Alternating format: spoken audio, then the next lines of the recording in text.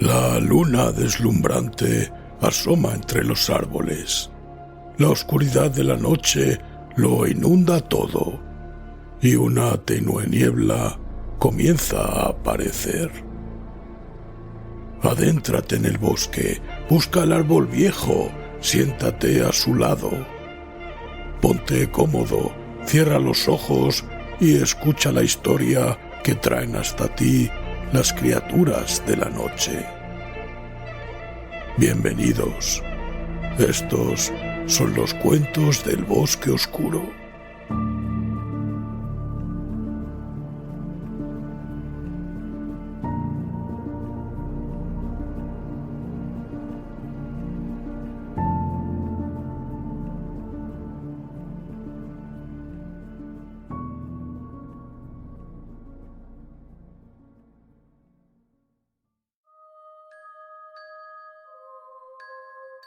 Si te gusta lo que hacemos, recuerda suscribirte.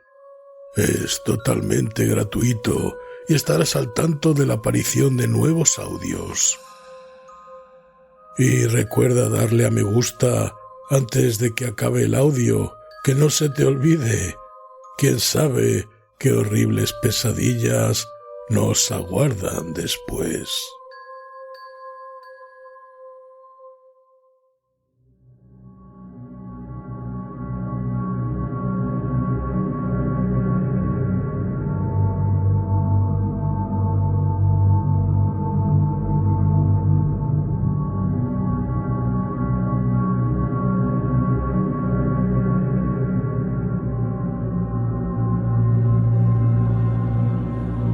Lake no se contentó con enviar este primer mensaje, sino que hizo redactar otro boletín y transmitirlo a través de la nieve hasta el campamento antes que Moulton pudiera regresar. Acto seguido, Moulton permaneció junto a la radio en uno de los aeroplanos transmitiéndome a mí y al Arkham, que transmitía a su vez al mundo exterior, las numerosas aclaraciones que Lake le enviaba empleando una serie de mensajeros.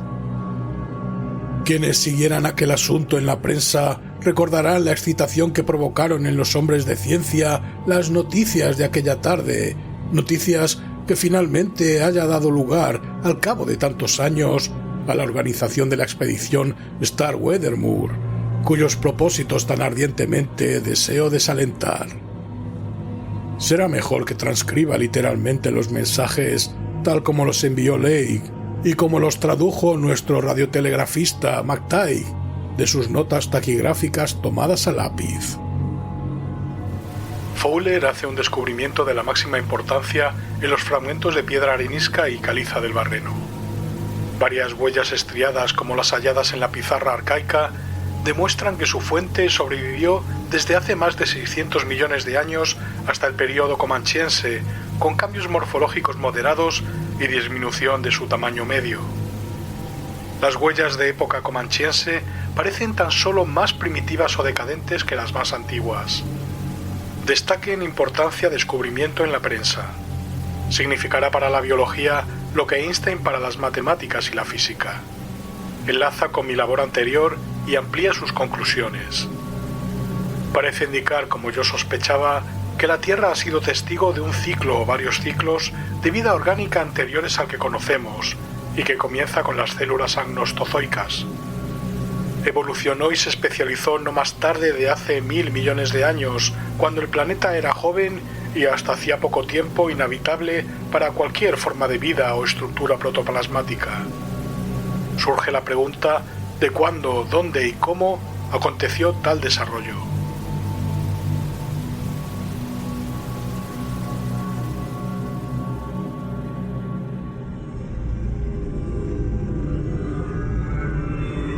En las montañas de la locura, de Howard Phillips Lovecraft. Continuación del capítulo 2. Más tarde, al examinar ciertos fragmentos de esqueletos de grandes saurios terrestres y acuáticos y de mamíferos primitivos, encuentro extrañas heridas o traumatismos locales en la estructura ósea que no cabe achacar a ningún animal predatorio o carnívoro conocido de periodo alguno. Son de dos clases: punciones directas y penetrantes e incisiones más largas y cortantes. 2 o 3 casos de huesos limpiamente seccionados. Pocos ejemplares las muestran. He mandado traer linternas eléctricas del campamento. Ampliaré la zona exploratoria subterránea cortando estalactitas. Aún más tarde, hemos encontrado extraños fragmentos de esteatita de unas 6 pulgadas de ancho y de 1,5 pulgadas de espesor, completamente diferente de toda formación local visible. Es verduzca, sin características que permitan determinar su antigüedad. Posee una curiosa tersura y regularidad. Tiene forma de estrella de 5 puntas con los vértices rotos y muestras de hendiduras en ángulos interiores y en el centro de la superficie. Pequeña depresión en el centro de la superficie lisa. Despierta gran curiosidad acerca de su origen y erosión. Probablemente algún capricho inusitado de la acción del agua. Con el ampliador, Carroll cree que puede ver marcas adicionales de importancia geológica. Grupos de puntos diminutos formando unos esquemas regulares. Los perros cada vez más inquietos mientras trabajamos y parecen aborrecer esta esteatita. Tengo que investigar si tiene olor especial. Informaré nuevamente cuando Millis regrese con las linternas y podamos comenzar con la zona subterránea. 10:15 noche. Descubrimiento importante. Orrendorf y Watkins, cuando trabajaban con luz bajo tierra a las 9:45, encontraron monstruo fósil en forma de barril, de naturaleza completamente desconocida. Probablemente vegetal, a no ser que se trate de un ejemplar hiperdesarrollado de radiado marino desconocido. Los tejidos se han conservado evidentemente por la acción de sales minerales. Duro como el cuero, pero con asombrosa flexibilidad en algunas partes. Huellas de partes rotas en los extremos y en torno a los costados. Mide 6 pies de longitud y 3 pies y 5 décimas de diámetro central, que disminuye hasta 1 pie de diámetro en cada punta. Semejante a un barril con 5 protuberancias abultadas en lugar de duelas. Rupturas laterales como tallos más bien finos a la mitad de estas protuberancias. En los surcos entre los abultamientos hay curiosas excrescencias, grandes crestas o alas que se pliegan y despliegan como abanicos. Todas están muy deterioradas, menos una, que alcanza casi 7 pies una vez extendida. Su construcción recuerda a ciertos monstruos de los mitos primigenios, especialmente a los primordiales del Necronomicon. Las alas parecen ser membranosas, extendidas sobre una armadura de tubos glandulares. Se perciben diminutos orificios en la armadura de las puntas de las alas. Extremos del cuerpo resecos. No dan indicios acerca del interior o de qué es lo que se ha roto allí. Tengo que diseccionar cuando regrese al campamento. No puedo decidir si es vegetal o animal. Muchas de sus características son evidentemente de un primitivismo casi inconcebible. He puesto a todos los hombres a cortar estalactitas y a buscar más ejemplares. Hemos encontrado más huesos con marcas, pero estos tendrán que aguardar. Tenemos dificultades con los perros. No pueden soportar la presencia del nuevo ejemplar y probablemente lo destrozarían si no los mantuviéramos a distancia de él. 11:30 noche. Atención, Dyer, Pavody y Douglas. Asunto de la mayor importancia, yo diría que trascendente. Arkham debe retransmitir a la estación de Kingsport Head inmediatamente. Extraña forma semejante a barril es el objeto arcaico que dejó las huellas en las rocas. Mills, Bourdreau y Fowler han encontrado un núcleo de otras 13 en punto subterráneo a 40 pies de la entrada, mezclados con trozos de esteatita curiosamente redondeados y configurados, más pequeños que el encontrado anteriormente. Con forma de estrella, pero sin señales de rotura, excepto en algunas de las puntas. De las muestras orgánicas, 8 parecen en perfecto estado y con todos los apéndices. Las hemos sacado todas a la superficie después de alejar a los perros. No pueden soportar su presencia. Atención a la descripción y repetidnosla para confirmar. Los periódicos tienen que transcribirla exactamente. Los objetos tienen una longitud total de 8 pies. El torso, en forma de barril, con 5 protuberancias, mide 6 pies de longitud, 3 pies y 5 décimas de diámetro central y 1 pie de diámetro en los extremos. Gris oscuro, flexibles y extraordinariamente duros. Alas membranosas de 7 pies de longitud y del mismo color que encontramos plegadas salen de los surcos entre las protuberancias. La estructura de las alas es tubular o glandular, de un color gris más claro, con orificios en las puntas. Las alas extendidas tienen los bordes serrados. En torno al ecuador, en el centro de cada una de las 5 protuberancias verticales, semejantes a duelas de barril, hay un sistema de brazos o tentáculos gris claro y flexibles, que encontramos fuertemente plegados contra el torso.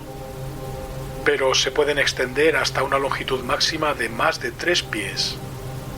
Se asemejan a los brazos de los crinoideos primitivos. Tallos sencillos de 3 pulgadas de diámetro se ramifican a una distancia de unas 6 pulgadas en otros 5 tallos, cada uno de los cuales se subdivide al cabo de 8 pulgadas en pequeños tentáculos o zarcillos ausados que dan a cada tallo un total de 25 tentáculos. En la parte superior del torso, un cuello romo, bulboso, de color gris claro con indicios de algo que se asemeja a branquias, sostiene lo que parece ser una cabeza amarillenta con forma de estrella de mar cubierta por pelillos o cilios muy recios de varios colores elementales. La cabeza, gruesa y como hinchada, mide unos 2 pies de un extremo al otro con tubos amarillentos y flexibles de unas 3 pulgadas que salen de cada punta. Hendidura en el centro exacto de la parte superior, probablemente un orificio de respiración. En el extremo de cada uno de los tubos, abultamiento esférico en donde la membrana amarillenta se repliega al tocarla, dejando ver un globo vidrioso irisado y rojizo, evidentemente un ojo. 5 tubos rojizos algo más largos salen de los ángulos internos de la cabeza estrellada y terminan en partes hinchadas del mismo color, semejantes a bolsas que al apretarlas se abren y muestran orificios con forma de campana de 2 pulgadas de diámetro como máximo, recubiertos de salientes afilados, blancos y semejantes a dientes, probablemente bocas. Todos estos tubos, cilios y puntas de la cabeza estrellada los encontramos firmemente plegados, con los tubos y las puntas fuertemente adheridos al cuerpo bulboso y al torso. La flexibilidad es sorprendente a pesar de la extraordinaria dureza. En la parte inferior del torso hay una reproducción más primitiva de la cabeza con funciones distintas. Un falso cuello bulboso de color gris claro, sin branquias rudimentarias, sujeta una estructura verdosa en forma de estrella de mar de 5 puntas. Brazos recios y musculados, de 4 pies de largo y de grosor en disminución a partir de un diámetro de 7 pulgadas en la base hasta 2 y 5 décimas en los extremos. Adherida a la punta de cada brazo hay una pequeña terminación triangular membranosa con finas venas, de una longitud de 8 pulgadas y una anchura de 6 en el extremo final. Esta es la membrana, la aleta o pseudopata que dejó huellas en rocas con una antigüedad de entre 1000 millones y 50 o 60 millones de años. De los ángulos internos de las formas estrelladas salen tubos de 2 pies que van disminuyendo de grosor desde un diámetro de 3 pulgadas en la base a una tercera parte de ese diámetro en el extremo. Tienen orificios en las puntas. Todas estas partes son correosas y de enorme dureza, pero extremadamente flexibles. Brazos de 4 pies de longitud con membranas interdigitales empleadas indudablemente para moverse en el agua o en otro medio. Cuando se mueven, muestran lo que parece ser una excesiva musculatura. Tal como los encontramos, estaban todos fuertemente plegados sobre el falso cuello y el final del torso, al igual que sus correspondientes proyecciones del extremo opuesto. No puedo decir todavía con toda certeza si pertenecen al reino animal o vegetal, pero las probabilidades están ahora a favor de su animalidad. Probablemente representan una evolución increíblemente avanzada de los radiados, sin pérdidas de algunas de sus primitivas características. El parecido con los equinodermos es indiscutible, a pesar de la contradictoria morfología de algunas de las partes. La estructura alada causa perplejidad en vista del probable hábitat marino, pero puede que fuera utilizada en la navegación acuática. La simetría es curiosamente vegetal y recuerda la estructura esencial propia de los vegetales de una parte superior y una parte inferior, en lugar de la estructura animal de una parte anterior y otra posterior. Fecha fabulosamente temprana de la evolución, anterior a la de los protozoos más sencillos conocidos hasta ahora. Impide cualquier clase de conjetura acerca de su origen. Los ejemplares completos tienen una semejante tan impresionante con ciertos seres de los mitos primigenios que resulta inevitable pensar en su existencia milenaria fuera de la Antártida. Dyer y Peabody han leído el Necronomicon y han visto las pinturas de pesadilla de Clara Ashton Smith basadas en el texto, y comprenderán lo que quiero decir si hablo de los primordiales, supuestos creadores de la vida terrestre como broma o por error. Los estudios siempre han juzgado dicha concepción como resultado de una interpretación imaginativa y morbosa de muy antiguos radiados tropicales, semejantes también a formas del folclore prehistórico de que ha hablado Vilmarth, apéndices del culto de Cthulhu, etc. Se ha abierto un vasto campo de estudio, depósitos probablemente del Cretáceo tardío o del temprano Eoceno, a juzgar por los ejemplares hallados en ellos. Estalagmitas inmensas depositadas sobre ellos. Cortarlas ha sido trabajo difícil, pero la dureza de los ejemplares ha evitado daños. Estado de conservación milagroso, evidentemente por efecto de la piedra caliza. No hemos hallado más por el momento, pero reanudaremos la búsqueda más tarde. Lo difícil ahora es llevar 14 enormes ejemplares al campamento sin los perros, que ladran frenéticamente y no se les puede dejar cerca de ellos. Con 9 hombres, hemos dejado 3 para vigilar a los perros, podremos manejar los 3 trineos bastante bien, aunque el viento es fuerte. Tenemos que establecer comunicación aérea con Bahía de McMurdo y comenzar a enviar material, pero he de hacer disección de uno de estos seres antes de enviar los demás. Ojalá tuviera aquí un verdadero laboratorio. Dyer debiera darse de bofetadas por tratar de impedir mi excursión al oeste. Primero las montañas mayores del mundo, y luego esto. Si no es la culminación de la expedición, no sé qué podrá serlo. Hemos triunfado científicamente. Felicito a Peabody por la taladradora que abrió la caverna. Ahora, ¿puede el Arkham repetir la descripción, por favor?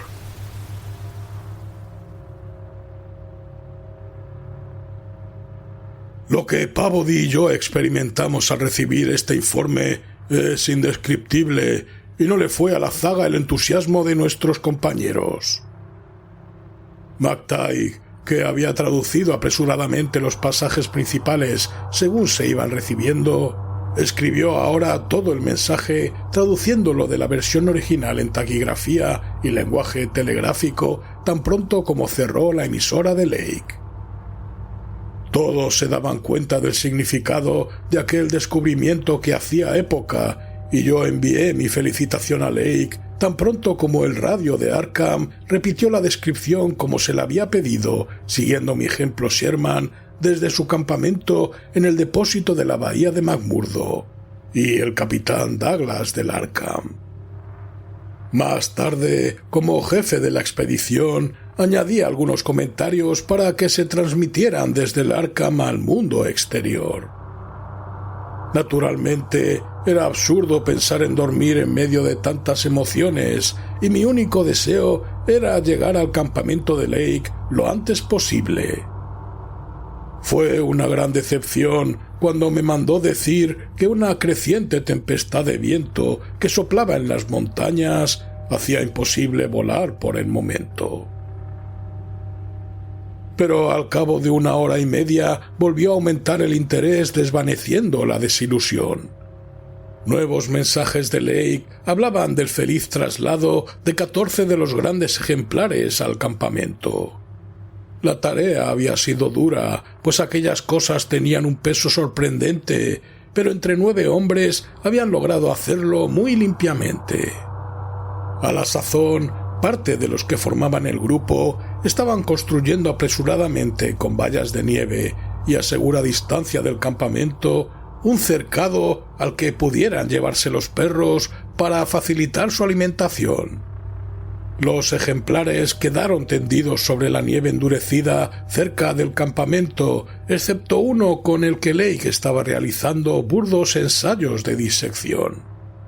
Esta disección parecía ser la tarea más ardua de lo que se había supuesto, pues a pesar del calor que proporcionaba una estufa de gasolina en la tienda laboratorio recién armada, los tejidos engañosamente flexibles del ejemplar elegido, robusto e intacto, no perdieron nada de su correosa dureza.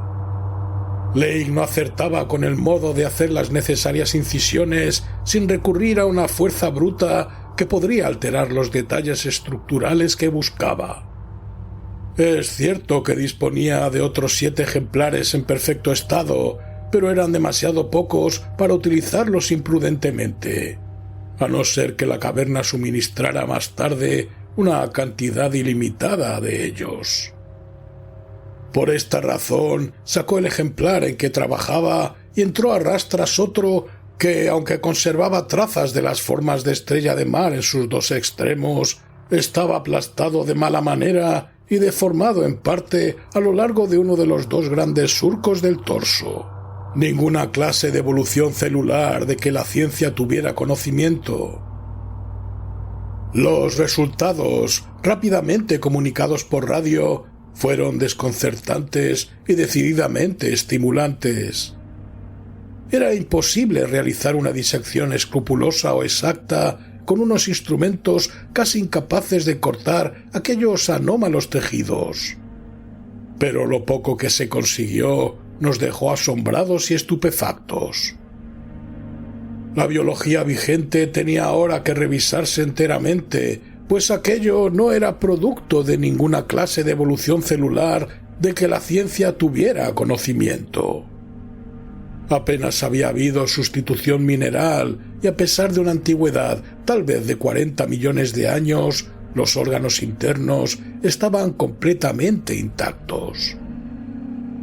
Aquella calidad correosa, resistente al deterioro y casi indestructible, era un atributo inherente a la organización de aquel ser y pertenecía a algún ciclo paleógeno de evolución invertebrada que trascendía nuestra capacidad de especulación.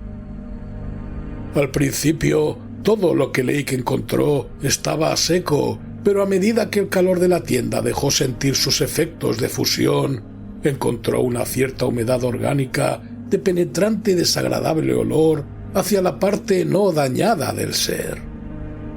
No era sangre, sino un espeso flujo de color verde oscuro que al parecer hacía sus veces. Para cuando Lake llegó a este punto de su investigación, los 37 perros estaban ya en el cercado, todavía sin terminar, e incluso a esa distancia ladraban furiosamente y mostraban gran inquietud ante aquel olor acre y penetrante. Lejos de ayudarnos a clasificar al extraño ser, no hizo sino aumentar su misterio. Todas las suposiciones acerca de sus miembros externos resultaron acertadas, y en vista de ellas difícilmente podía dudarse de clasificar aquello como animal. Pero el examen interno mostró tantas características vegetales que Lake quedó sumido en un mar de confusiones. Tenía sistema digestivo y circulatorio y evacuaba los residuos naturales por los tubos rojizos de la base en forma de estrella. Tras un examen rápido, se diría que su sistema respiratorio eliminaba oxígeno más bien que dióxido de carbono, y se percibían extraños indicios de cámaras de almacenamiento de aire y métodos de cambiar la respiración de los orificios externos a por lo menos otros 2 sistemas de respiración completamente desarrollados, uno de branquias y otro de poros. Se trataba claramente de un anfibio, y estaba probablemente adaptado también para sobrevivir durante largos periodos de hibernación sin aire. Parecían existir órganos vocales conectados con el principal sistema respiratorio, pero estos presentaban anomalías insolubles por el momento. El habla articulada, el sentido de pronunciación silábica, apenas resultaba concebible, pero era muy probable que pudieran emitir notas musicales como silbidos de una amplia escala. El sistema muscular estaba desarrollado casi prematuramente. El sistema nervioso era tan complejo y se encontraba tan desarrollado que dejó atónito a Lake. Aunque excesivamente primitivo y arcaico en algunas de sus características, el ser poseía un conjunto de centros ganglionares y conjuntivos que suponían un desarrollo enormemente especializado. El cerebro de 5 lóbulos mostraba una evolución sorprendentemente avanzada y se percibían indicios de un equipo sensorial servido en parte por las cilias semejantes a alambres de la cabeza, lo que suponía la existencia de factores ajenos o cualquier otro organismo terrestre. Probablemente poseía más de 5 sentidos, por lo que sus hábitos no podían deducirse por analogía. Lake supuso que debió tratarse de un ser de fina sensibilidad y funciones delicadamente diferenciadas en un mundo primigenio, algo muy semejante a las hormigas y las abejas actuales. Se reproducía como las plantas criptógamas, especialmente las pteridófitas. Tenía cavidades de esporas en las puntas de las alas y crecía evidentemente de un tallo de un gametófito. Pero darle un nombre concreto en aquella fase era una pura locura. Parecía un radiado, pero evidentemente era algo más. Era vegetal en parte, pero poseía 3/4 partes de las características esenciales de la estructura animal. Su contorno simétrico y ciertas otras características indicaban claramente un origen marino, pero no se podía determinar con exactitud el límite de sus posteriores adaptaciones. Las alas, después de todo, sugerían constantemente que se trataba de un ser volador. Era imposible concebir cómo había logrado evolucionar de tal modo en un mundo recién nacido. No era raro que Lake recordase la leyenda de los grandes antiguos que habían venido de los astros y el relato acerca de unas criaturas cósmicas que vivían en las colinas de Vermont, contado por un colega de la Universidad de Miskatonic. Naturalmente, consideró la posibilidad de que las huellas precámbricas se debieran a un antepasado menos evolucionado de los actuales ejemplares, pero descartó rápidamente esta teoría demasiado sencilla cuando consideró las avanzadas características estructurales de los fósiles más antiguos. Si algo mostraban los más modernos, era decadencia más que una mayor evolución. El tamaño de las pseudopatas había disminuido y toda la morfología parecía más primitiva y simplificada. Además, los órganos y nervios recién examinados sugerían un peregrino proceso de regresión a partir de formas todavía más complejas. En total, poco se podía decir que había quedado resuelto. Lake volvió a la mitología en busca de un nombre provisional y denominó jocosamente los primordiales a los seres que había encontrado.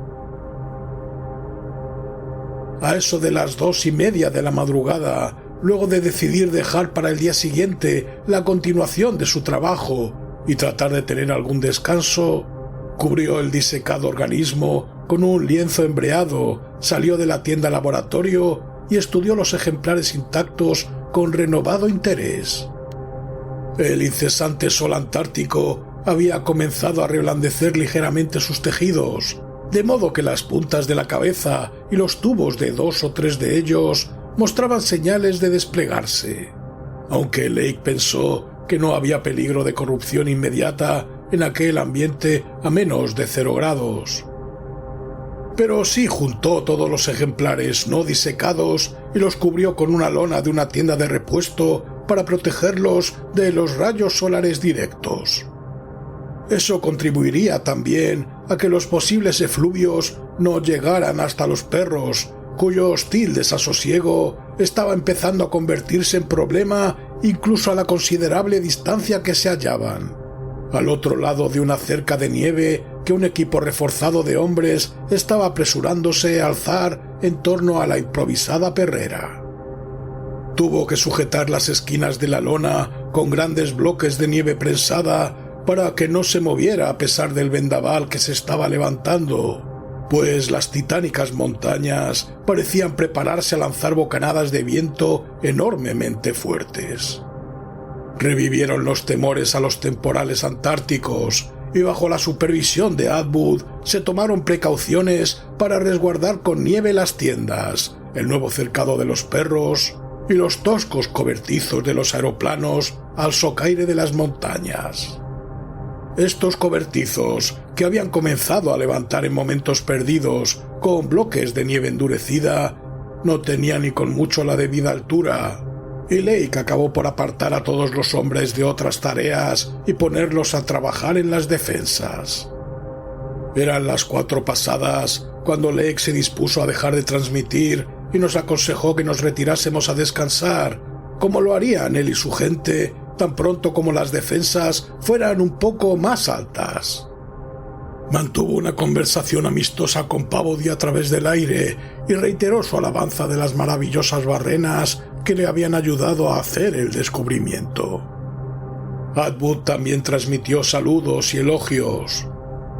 Yo felicité a Lake efusivamente y reconocí que tuvo razón al insistir en hacer la excursión hacia el oeste. Y finalmente todos acordamos ponernos al habla por radio a las 10 de la mañana siguiente, si la tempestad había amainado. Lake enviaría un aeroplano para recoger al grupo de mi base.